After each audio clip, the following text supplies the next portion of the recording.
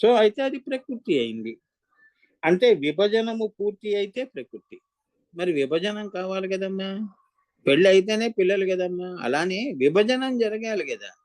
పెళ్లి చూపులు అయిపోగానే ఇంకా పిల్లలు పుట్టేస్తారా? కాదుగా. ఓ పద్ధతి ఉంటుంది, ప్రొసీజర్ ఉంటుంది. విభజన మూల ప్రకృతి, ప్రకృతి కావాలి అంటే ఒక విభజన కావాలి అన్నప్పుడు ఒక పద్ధతి అనేది ఉంటుంది. విభజనము చేద్దామన్న తలంపులు అది మూల ప్రకృతి. అంటే ఏంటంటే తనను తాను రెండుగా చూసుకుందామని ఈశ్వరుడు అనుకున్నప్పుడు, తన కుమారుగా సృష్టి చేద్దాం అనుకున్నప్పుడు, విభజన చేసుకుందాం అనుకున్నప్పుడు, ఆ తలంపు ఆయనకు వచ్చినప్పుడు దాన్ని ఏమన్నారు? మూల ప్రకృతి అన్నారు. నేను రామకృష్ణను పుట్టించాలి అని ఆయన అనుకున్నాడు అనుకో, అది తలంపుల్లో ఉంది కాబట్టి అది మూల ప్రకృతి. ఇక నేను పుట్టిన తర్వాత ఏముంది? ఇది ప్రకృతి. పుట్టేశానుగా. సింపుల్ గా చెప్పాలి, లేకపోతే మీకు అర్థం కాదు. శ్రీ విద్య చాలా కష్టం. సాపేక్షంగా చూపించేదే నేను చేసేది సాపేక్షంగా నాకు తోచింది నా యోగా మార్గంలో, జ్ఞాన మార్గంలో నాకు వచ్చినవి మీకు చెప్తున్నాను. ఎందుకంటే శ్రీ విద్యని డైరెక్ట్ గా ఆయన చెప్పాడు కనుక మంత్రగాన ఆయన చెప్పినప్పుడు పుస్తకం చదివితే మీకు అర్థం కావాలి. ఎందుకు అర్థం కావట్లేదు? ఎందుకంటే మూలము తెలియట్లేదు మీకు. ప్రకృతి తెలుస్తోంది. అక్షరాలన్నీ చదివేశాం గురువు గారు, కానీ మూలం లోపల ఏం దాచాడు అనేది మాకు అర్థం కావట్లేదు. అది నేను బయటికి తీసుకొచ్చి చూపించాలి కదా. ఇలా ఒక 4-5 పుస్తకాలు నేను గురువు గారికి చెప్పాను. మిగతావన్నీ సృష్టిలో అదే మరి సృష్టి రహస్యం తెలుసుకోవడం. ఇదే నీకు తెలియనప్పుడు సృష్టి రహస్యం ఏం తెలుస్తుంది అని దాని అర్థం. ఏమో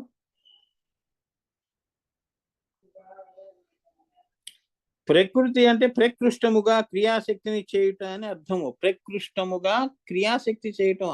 ఆయన ఏం చేసాడు? కర్త కర్మ అయ్యాడు, అనుభవిస్తున్నాడు, కానీ క్రియలోకి తేలేకపోతున్నాడు. దాన్ని ప్రకృష్టముగా ఆయన ఈశ్వర చైతన్యముగా ఉన్న ఆది పరాశక్తి ఏం చేసింది? ప్రకృష్టముగా ఆమె ఏం చేసింది?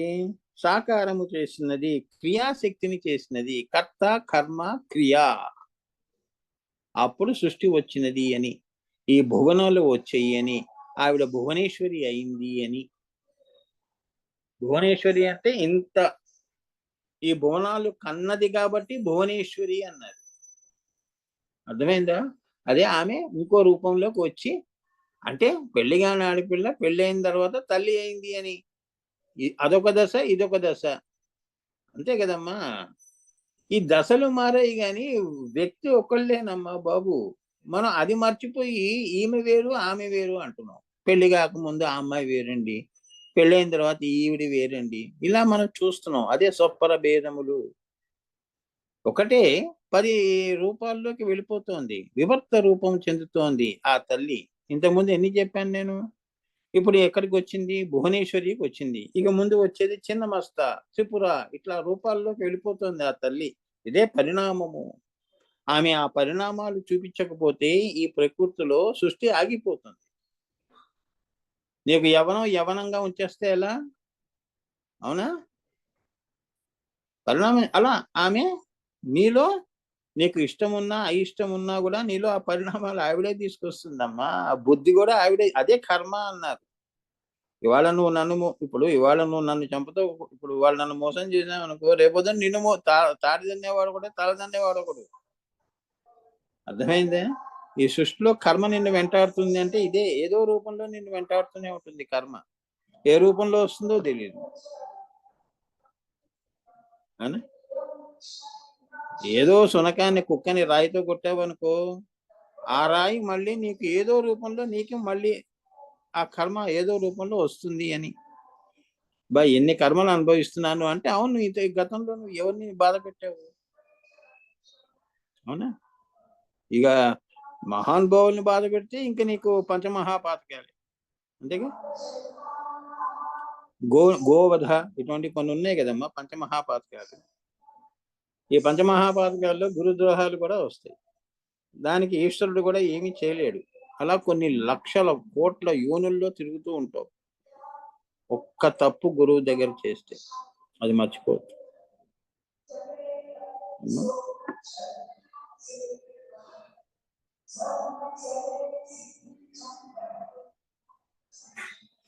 సో ప్రకృతి అంటే ప్రకృష్టముగా క్రియాశక్తిని చేయుట, అంటే నిరాకారము నుండి సాకారాన్ని అంటే అనేక ఆకారాలను సృష్టించటమే ప్రకృతి. అంతే కదా, అమ్మవారు ఏం చేసింది? నిరాకారాన్ని సాకారం చేసింది, చేసి సృష్టి చేసింది. అమ్మ చేసి ఏం చేసింది? ఆకారాలని సృష్టించటమే. ఆకారాలు ప్రకృతిలో మరి ఏమిటి? ఆ యొక్క ఆకారాలు అంటే చెట్లు, చేమలు, ప్రకృతి అనుకుంటాం మనం.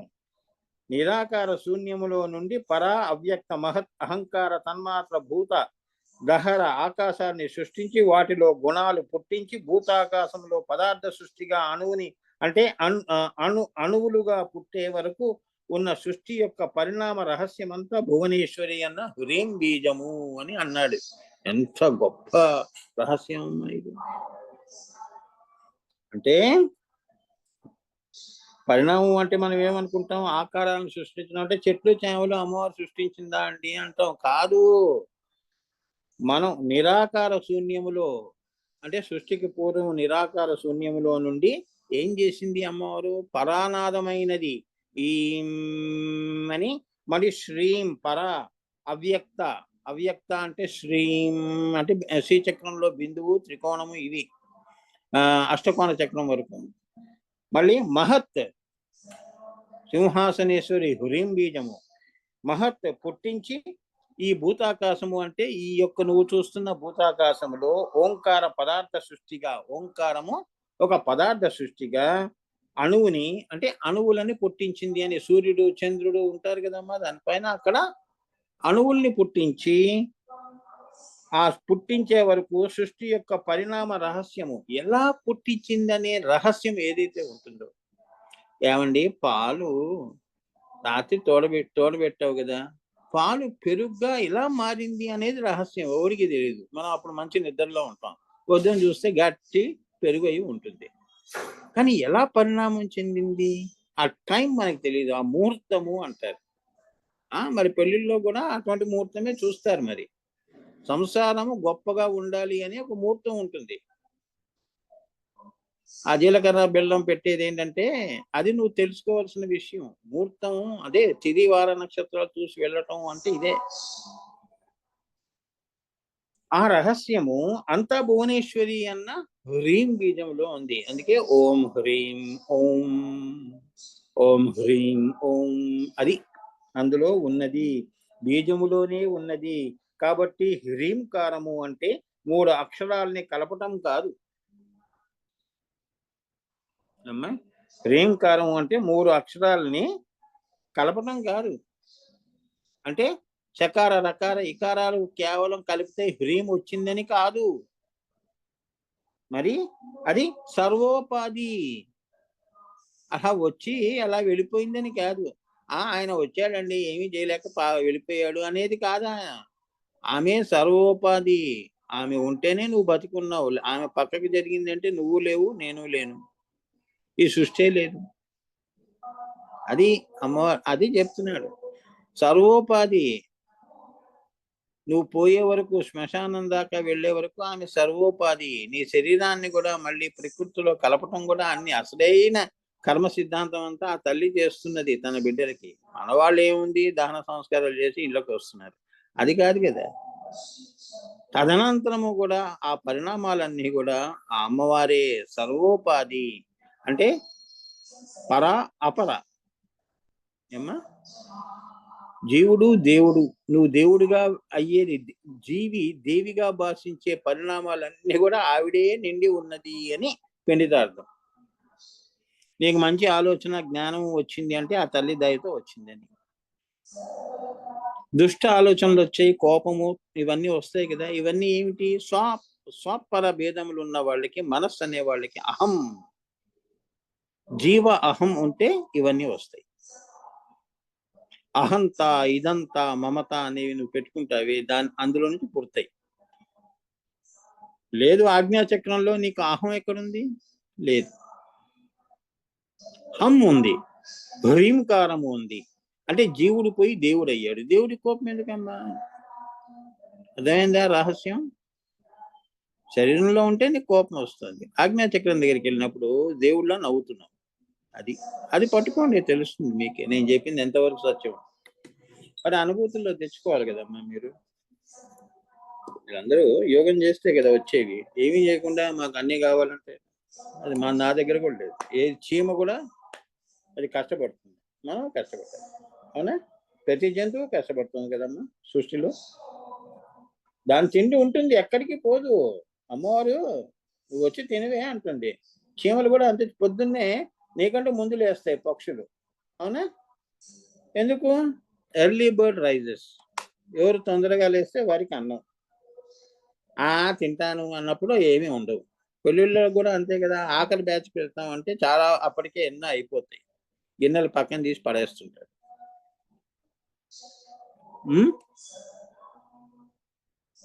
ఇవన్నీ అనుభూతమే కదా. సో ఈ సమస్త సృష్టి యొక్క దృష్టి ఈ సమస్త సృష్టి యొక్క దృష్టి ఏదైతే ఉందో ఇదంతా మూలము భువనేశ్వరి అని చెప్తున్నారు అమ్మా. అంటే ఈక్ష మూలమే భువనేశ్వరి. ఈక్ష అంటే చూసుకొనుట పైన, దాని మూలము భువనేశ్వరికి మూలము ఆ శివపార్వతులు. ఆ ఈశ్వరి ఈక్షణ చేయటం వలన ఈ భువనాలన్నీ వచ్చాయి కాబట్టి ఈమె ఈ భువనాల్ని ధరించింది కాబట్టి ఈమె భువనేశ్వరి అయింది. మనం శరీరాన్ని ధరించాము, ఆ లోపల ఆత్మ ఉన్నది, అందుకే నేను జీవుడు అన్నది. అర్థమైందా? ఇది స్థూలము, కనబడనిది మూలము.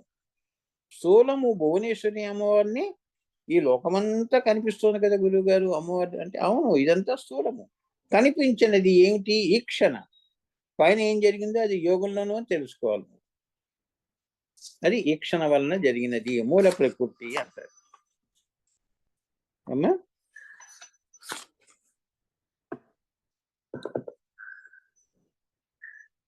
ఇప్పుడు సృష్టించిన ఆ మూలము కూడా భువనేశ్వరియే. ఆ మూలాన్ని సృష్టించింది ఎవరు? మళ్ళీ ఈ భువనేశ్వరియే. స్థూలముగా మారినది కూడా భువనేశ్వరియే. అంటే ఈశ్వరుడికి సంకల్పం కలిగించడము ఈమెయే. మీరు ఇలా కోరుకోండి, నేను సృష్టి చేస్తాను. ఇప్పుడు నీకు గుడికి వెళ్ళాలి అనేది ఉందనుకో, గుడికి వెళ్ళాలి అని, అందుకే నీ సంకల్పాలన్నీ నీ అమ్మవారి చేతిలో ఉంటాయి అని ఎందుకు 10 సార్లు చెప్తానంటే, ఇవాళ నేను గుడికి వెళ్ళాలనుకుంటున్నానండి, పలానా క్షేత్రం వెళ్ళి దర్శనం చేసుకుంటాను అని నువ్వు అనుకున్నావు అనుకో, ఆ ఆలోచన రాకపూర్వము మూలము దగ్గర ఆ భువనేశ్వరి చేతిలో ఉంది. ఆమె ఆజ్ఞ ఇచ్చిందనుకో, అది నీలో స్ఫురిస్తుంది. అవునండి ఇవాళ వెళ్తున్నాం మేము అని నువ్వు అంటావు. అంటే నీలో వచ్చిన తర్వాత అది నీదయింది. అంతకు పూర్వం అమ్మవారిది అయింది. తర్వాత మళ్ళీ అమ్మవారి దగ్గరికే వెళ్ళిపోతుంది. అర్థమైందా? చూసారా? ఇప్పుడు ఈశ్వర సంకల్పాలే అమ్మవారు సృష్టించినప్పుడు నీ సంకల్పాలు నా సంకల్పాలు ఎంతమ్మా అమ్మవారికి? 84 లక్షల జీవ రాశులు. ఈ 14 భువనాల్లో సంకల్పాలన్నీ కల్పించేది ఈ భువనేశ్వరియే. దాన్ని సాకారము చేసేది అదే ఏమ్మా. మళ్ళీ తనలో కలుపుకునేది ఆమెయే అంటున్నారు. ఆ మూలము కూడా భువనేశ్వరియే. స్థూలముగా మారినది కూడా భువనేశ్వరియే. స్థూలముగా మారినది కూడా భువనేశ్వరియే. మన దృష్టి కూడా భువనేశ్వరియే. ఇవాళ నువ్వు ప్రకృతిని అమ్మవారిని చూస్తున్నావు, ఇంత అందాలు చూస్తున్నావు అంటే ఆ కంటి చూపులో ఉన్న తారక అనేది ఏదైతే ఉంటుందో, తారక అంటారు. డాక్టర్లకి ఏం తెలుసు ఇవన్నీ? కన్నంతా మాంసం ముద్దే కదమ్మా, లోపల కనిపించని తారక ఉంటుంది. ఆ తారక తారా విద్యలో వస్తుంది, అక్కడ చెప్తానులే అమ్మా. ఆ తారక ఆమెయే కంటి చూపి ఇచ్చేది. ఆ అందాలు చూస్తున్నావు, ఆ దృష్టి కూడా భువనేశ్వరియే. లేదు అంటే కళ్ళద్దాలు పెట్టుకున్నా, కాంటాక్ట్ లెన్సులు పెట్టుకున్నా నీకు సృష్టి కనిపించదు. తల్లి దయ ఉండాలి. దృష్టి ఉన్నది కాబట్టి సృష్టిని చూడగలుగుతున్నాము అన్నాడు. మరి ఆ దృష్టియే భువనేశ్వరి అన్నప్పుడు నువ్వు సృష్టిని చూడగలుగుతున్నావు. లేకపోతే ఒకసారి 5 నిమిషాలు కళ్ళు మూసుకొని చూడు ఎలా ఉంటుందో సృష్టి. ఎంత భయంకరంగా జీవితం ఉంటుందమ్మా. అందుకే నయనం ప్రధానం అన్నారు. కన్నులు అంత ప్రధానం.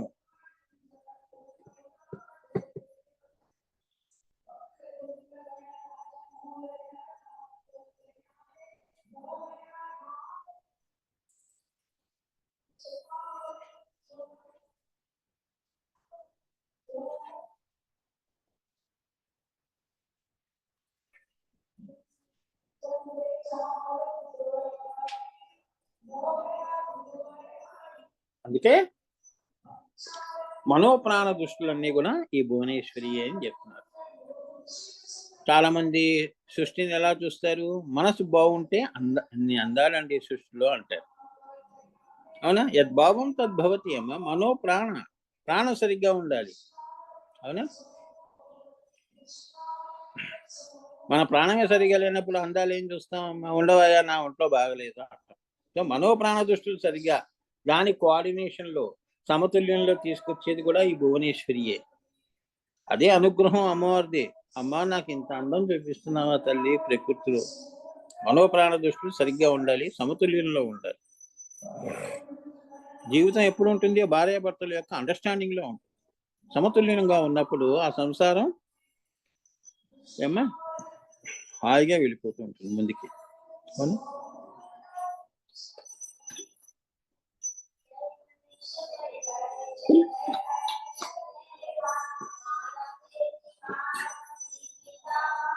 మనం ఆధ్యాత్మికాన్ని ఆదిభౌతికాన్ని సమతుల్యంలో తీసుకురాలేక ఇన్ని బాధలు పడుతున్నాం.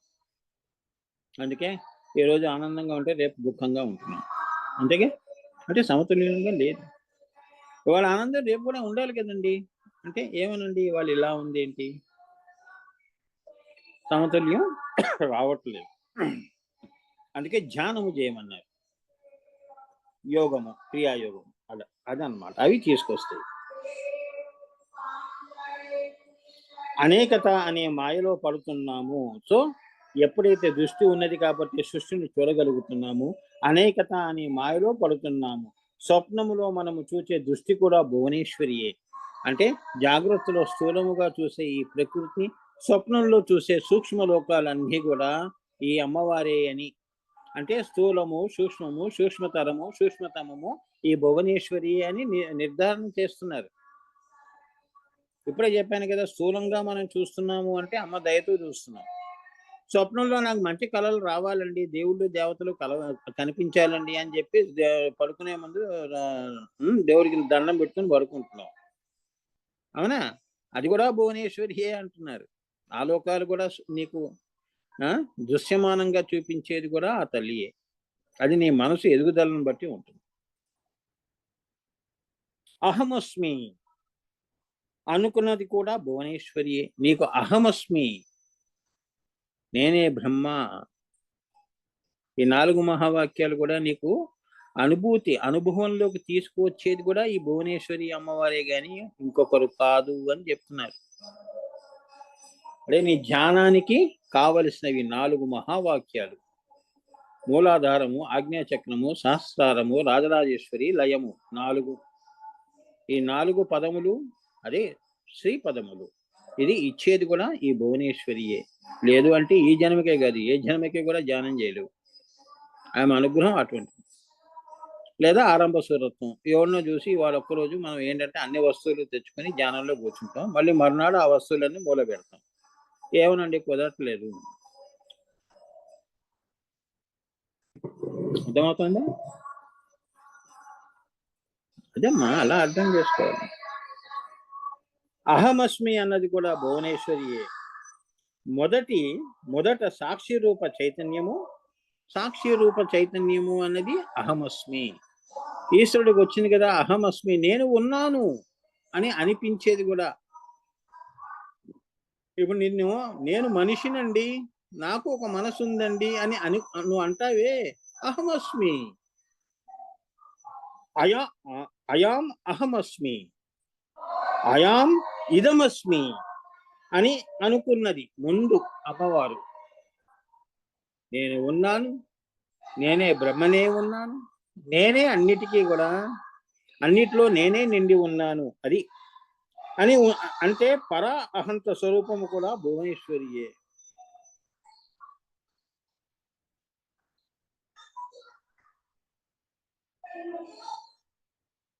అమ్మా, పరాహంత స్వరూపము. అమ్మవారు ఎక్కడో మధ్యలోనూ చివరిలోనూ రాలేదు. ఈ భువనేశ్వరి అమ్మవారు సృష్టికి పూర్వము ఉన్నది అని, అదే ఏకత్వాన్ని చెప్తున్నారు. ఆమె ఈశ్వరుడి యొక్క కార్యకారణాల దగ్గర నుంచి ఆమె ఉన్నది. ఈ మహావాక్యాలన్నిటినీ కూడా కిందకి తీసుకొస్తున్నది, భువనాలన్నీ తీసుకొస్తున్నది ఈమె. ఈ తల్లి పరాహ అహంత. మనది మామూలు అహంత. మనదేమిటి? మామూలు అహంత. మా వాళ్ళు, మా కుటుంబము, నా పిల్లలు అనుకునేది మామూలు అహంత. అమ్మవారిది సర్వ 14 లోకాలు అహంత. అందుకే ఆమె భువనేశ్వరి.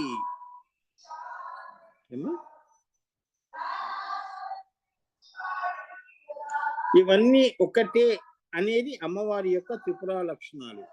ఇవన్నీ అనేకముగా ఉన్నా అన్నీ ఒకటే అని అనిపించేది, అనుభూతంలో తీసుకొచ్చేది ఈ త్రిపుర సుందరియే. అదే నీకు ఆజ్ఞ త్రిపుటి భంగము కావటము, నీ ఆత్మసాక్షాత్కారం కావటము.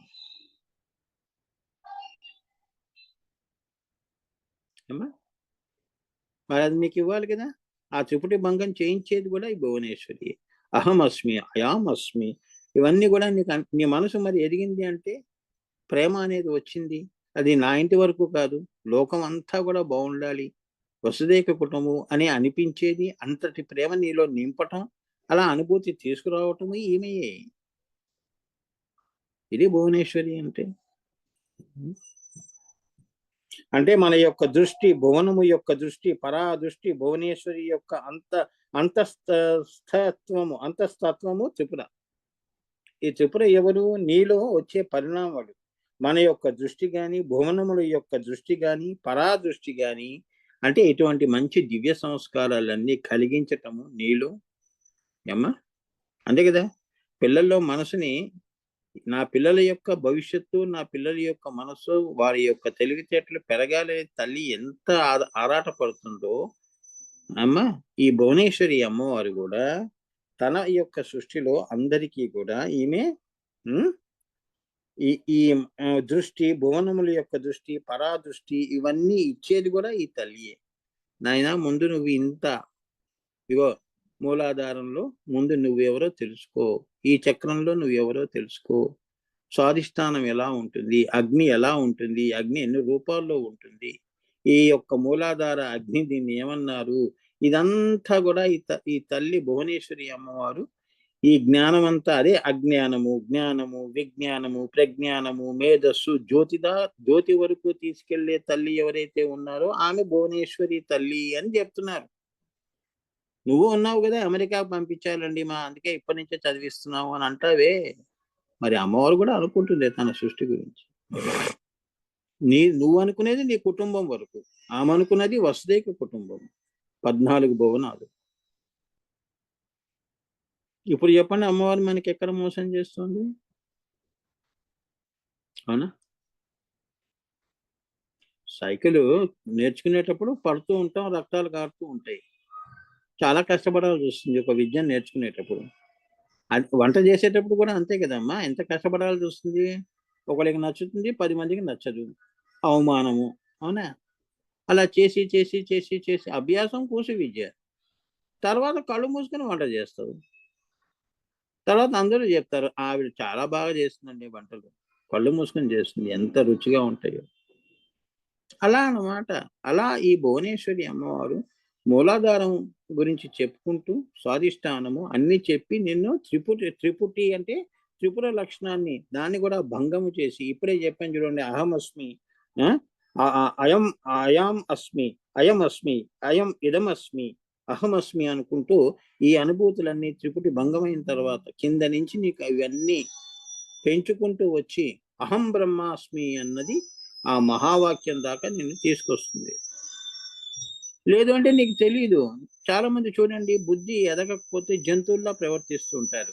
వాడు ఏంటండి జంతువుల్లో మనిషిగా పుట్టాడు కానీ 2 కాళ్ళుగా జంతువులో ఉన్నాడంటే మూలాధారం దగ్గర ఉండిపోయాడు. ఆ తల్లి అనుగ్రహం లేదు. వాడు ఏం పాపం చేస్తున్నాడో ఏ కర్మ చేస్తున్నాడు. వాడికి ఇంకా టైం ఉంది. వాడి మీద కోపం లేదు అమ్మవారికి. ఇంకా ఈ జన్మ గాని ఇంకో జన్మలో చూద్దాం అంటుంది. ఈ జన్మలో ఈ బాధలు పడు అంటుంది. తల్లి కూడా అంతే కదా, పిల్లలు సరిగా చదవకపోతే ట్యూషన్‌లోను అన్నీ పెట్టిస్తున్నారు కదా. అలా అమ్మవారి ప్రేమ అక్కడ ఉంటుంది, ఇక్కడ ఉంటుంది. అమ్మవారికి ద్వైతం లేదు. నువ్వు చూస్తున్నావు అలా. ఎంత నిర్దయ అండి అమ్మవారికి. పాపం వాళ్ళకే కష్టాలు పెడుతుందని నువ్వు అంటున్నావు. కష్టాలు పెడుతుందంటే వాడు గత జన్మలో వాడికి కష్టపెట్టకపోతే వాడికి సంస్కారవంతుడు కాడు. అలానే ఉంటాడు అదో పనులు చేసుకుంటూ. ఇదా సృష్టి యొక్క అర్థం. పరిణామ క్రమం కదమ్మా. ముందుకు వెళ్ళిపోవాలి. అజ్ఞానం నుంచి జ్ఞానంలోకి రావాలి, విజ్ఞానంలోకి రావాలి, ప్రజ్ఞానంలోకి రావాలి. అలా తన పిల్లలు పైకి రావాలని కోరుకునే తల్లి భువనేశ్వరి అంటున్నారు. అంతేగాని ఎవరిని కష్టపెట్టట్లేదు ఇక్కడ. అది చూసే దృష్టి, మనోప్రాణ దృష్టిలో సరిగ్గా ఉంటే సృష్టి సరిగ్గా కనిపిస్తుంది. అవునా? తన పిల్లలు అల్లరి చేస్తే పక్క వాళ్ళకి కోపం వస్తుందేమో కానీ తల్లికి ఎందుకు వస్తుంది? ఏదోనండి చేశారు చిన్నపిల్లలు, వాళ్ళకి ఏం తెలుస్తుందని సమర్థిస్తుంది. అట్లా. సో ఈ భువనేశ్వరి యొక్క అంతస్తత్వము త్రిపుర, ఆమె యొక్క ఇచ్ఛ ఖాళీ. ఏమా ఆమె అంతస్తత్వము అంటే ఇప్పుడు నేను చెప్పింది లోపలవన్నీ కూడా ఈ భువనేశ్వరి అయితే ఆమె యొక్క ఇచ్ఛ అనేది ఒకటి ఉంటుంది కదా, అదే ఖాళీ అవుతుంది. ఇచ్ఛ అంటే ఏమిటి? చిన్నప్పుడు చిన్న చిన్న కోరికలు, పెద్ద అయినప్పుడు దేవుడు కావాలి, నేను భక్తుడిని కావాలి, నేను ధ్యానము చేయాలి అనేంత వరకు కూడా ఆ ఇచ్ఛని పెంచేది కూడా ఈ ఖాళీ రూపంలో ఈ అమ్మవారి భువనేశ్వరియే అంటున్నారు. లేదా పరిణామం ఎలా వస్తుంది? పోన్లేండి, 2 పెళ్లి చేస్తే వాడికి పిచ్చి కుదిరితే పెళ్లి కుదిరితే, పెళ్లి కుదిరితే పిచ్చి. అట్లా అనమాట. ఆ కాలం కూడా ఆమె పోన్లేండి ఈసారి ఫెయిల్ అయ్యాడు, మళ్ళీ బాగా చదివి మళ్ళీ రాస్తాడు లేండి అని చెప్తుంది పిల్లలకి. అది చెప్తున్నాడు. ఆ ఖాళీ స్వరూపం, ఆ ఇచ్చ కూడా, ఈ ఖాళీ రూపం కూడా అమ్మవారి. ఆమె నాదం కదా. ఎక్కడి నుంచి వస్తుంది? ఈం శ్రీం హ్రీం ఓం. ఓం నుంచి నువ్వు మళ్ళీ నేను ఓం హ్రీం శ్రీం ఈంలోకి తీసుకెళ్తాను. సో మరి ఈ నువ్వు యోగం చేసినప్పుడు నాదాన్ని, అందుకే నీకు గురువులు ఏం చేశారు? ఓంకార నాదం చేయరా అన్నారు. నాదం పట్టుకోరా, శరీరమును గుళ్ళు గోపురాలును నదీ నదాలను మునిగితే ఏమొస్తుంది? నాదం పట్టుకో, ఓంకారం చెయ్యి. ఓం. ఆమె నాదేశ్వరి అన్నాడు, వాగీశ్వరి అన్నారు. ఏమ్మా ఆమె చైతన్యము సర్వము సత్య జ్ఞాన ప్రసూనాంబ. ఆమె చైతన్యం అంతా కూడా ఎవరు? సత్య జ్ఞాన ప్రసూనాంబ. ఏది సత్యము ఏది అసత్యము అనే జ్ఞానము నీకు ఎప్పుడైతే కలుగుతుందో, ఏది నశ్వరము ఏది ఈశ్వరము, ఆ జ్ఞానాన్ని ఇచ్చే తల్లి. అదే కదా ఇచ్చా జ్ఞాన క్రియ. అప్పుడు కదా నువ్వు చేసే పనులు మంచివి చెడ్డవి అనేవి పక్క వాళ్ళు చెప్పేది. సో ఆ యొక్క సత్య జ్ఞాన ప్రసూనాంబ తల్లి, ఆ చైతన్యము, ఆ సర్వము సత్య జ్ఞాన ప్రసూనాంబ. ఇప్పుడు ఏది అమ్మవారు కాదు చెప్పండి ఇప్పుడు అని ఆయన ప్రశ్న వేస్తున్నాడు. ఇప్పుడు చెప్పండి. సో ఇచ్చా జ్ఞాన క్రియాశక్తులు ఏమ్మా బిందువు నుంచి ఈ స్థూలం వరకు కూడా ఈ భువనేశ్వరి తల్లియే ఇన్ని రూపాల్లో, ఎన్ని పరిణామాల్లో ఈ సృష్టిని తీసుకొచ్చి ఏమ్మా తన యొక్క సృష్టిని తానే ఉద్ధరించుకుంటూ ఆత్మనే ఉద్ధరణ అన్నారు. అదే శ్రీకృష్ణుడు, అదే శ్రీ విద్యని మనకి చెప్పాడు. బాబు నిన్ను నువ్వు ఉద్ధరించుకుంటే లోకాన్ని ఉద్ధరించినట్టే అని ఆ పదం వచ్చింది. చూడండి, అమ్మవారు సృష్టి చేసి మన కర్మకు వదిలేయలేదు. అవునా? ఇప్పుడే భువనేశ్వరి అమ్మవారు ఏం చేస్తుంది? మళ్ళీ తన బిడ్డలందరినీ మళ్ళీ తనలోనే కలుపుకుంటుంది. అది కళ్ళ ముందు చూపించింది, మళ్ళీ తన గర్భంలోనే తీసేసుకుంటుంది.